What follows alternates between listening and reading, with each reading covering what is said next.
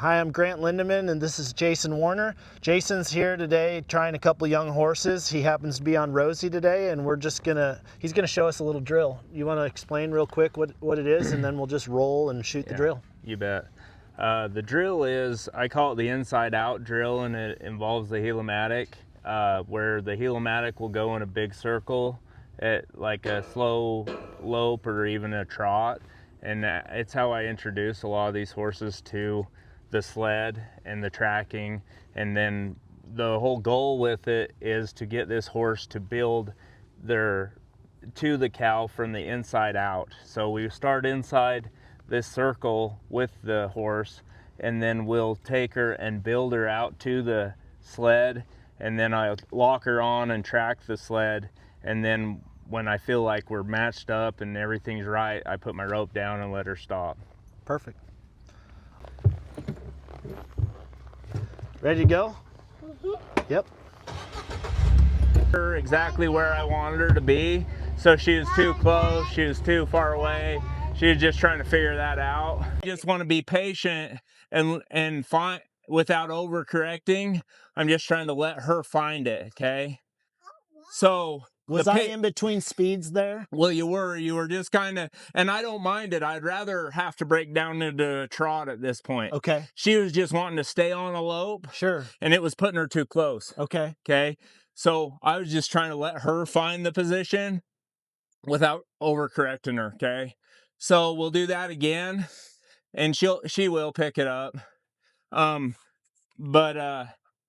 Same pace is perfect, because the ideal at this point, where she's still quite green to this process, is to lope in and have her break down to a trot, and then I can throw. Okay. She's already picked it up in her eye there. I'm going to build across to it and put it in her right eye, and then I'm going to work her to the cow inside out.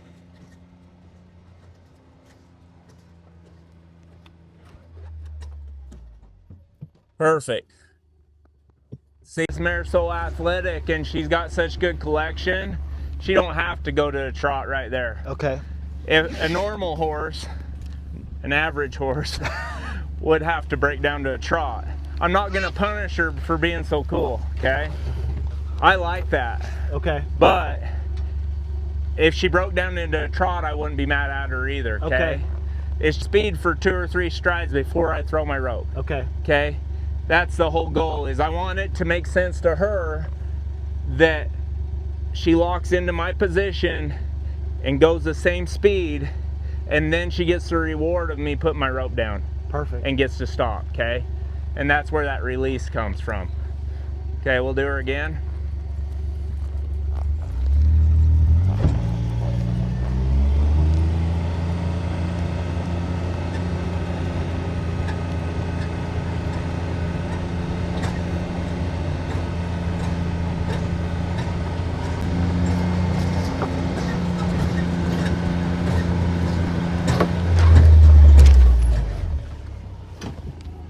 Good. It is right at that speed where she's like, can I lope that slow? And I love that she is. Truthfully, as long as she's matching the speed, I don't care if she's loping or trotting. Okay. But a lot of horses will break down to a trot right there. Yeah.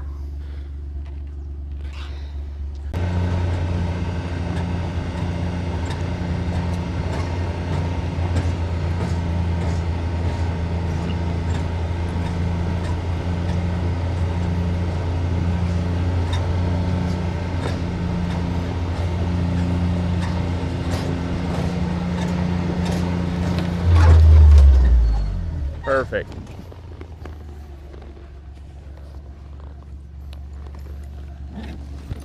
It's just reaffirming that this is a good release point right here. I just add this to it, where I'll just get off her and uncinch her and let her breathe for a second, because she did so good. I like it. Yeah. One more thing I like to do before we end this session, I think that was amazing. What is one piece of advice that you would recommend to our younger generation that's coming up through the roping? The biggest piece of advice I give to the younger generation coming on, learning from my past mistakes, was go at the pace that your horse requires. We try to fit these horses in a box and put them on a timeline, and this horse is extraordinary for her age especially, but you could sure enough get to pushing on her too fast and start doing too much. And whenever you get in that position to where it's like, look what my 2-year-old can do, Yeah. I feel like you're flirting with disaster. Sure. Where you've got a heck of a foundation on this horse. I feel like she's way ahead of where I'm used to having 2-year-olds. Mm-hmm. And for this horse in particularly, I bet you could probably keep mashing on her and make her a full contact unit as a long 2, short 3-year-old. But you might not have a horse at 4, 5, and 6 Mm-hmm. if you do that. Yeah. So your horse will tell you, if you listen, enough is enough. Mm-hmm. And physically, you know, she's still growing, and you don't want to do long-term damage, hopefully, to a horse. You bet. Absolutely. But a horse with her mind and her talent, I could fully see, let's run them. Let's Yeah. see how good that Yeah. we can do. Yeah. And you would just be having so much fun until you didn't. Sure. Right? So if there's anything I could say for the younger generation coming on, is be aware, have more perspective.